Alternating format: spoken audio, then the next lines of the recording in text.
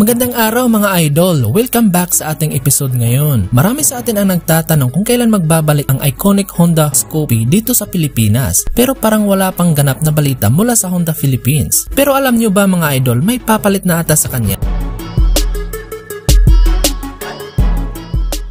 Ngayon, gusto kong ipakilala sa inyo ang pinakabagong Honda Giorno 125. Grabe, ang ganda nito mga idol. Simpleng-simple pero napaka-elegant at talagang classic na classic ang dating nito. Siguradong magugustuhan ninyo ang mga bawat curve at design nito. At alam niyo ba mga idol, ang daming mga features na siguradong magugustuhan nyo. Una sa lahat, mapapansin nyo agad ang LED classic headlight style. Mayroon din itong malaking under-seat storage na may capacity na 30 liters. Perfect para sa mga pasyalan at pang-araw-araw na gamit.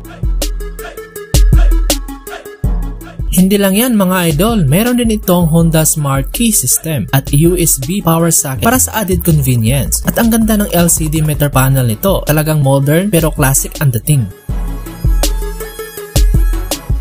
Pero hinintay nyo ba ang specs? Ito na mga idol, may 12 inches tire size sa harap at likod. Mayroon din itong front disc brake ABS para sa added safety. Swabe diba? At ito pa mga idol, ang engine type nito ay single cylinder, SOHC, 4-stroke, 4 valves, liquid cooled at 125cc. Ang ganda ng takbo nito, siguradong mapapa-wow ka na lang talaga.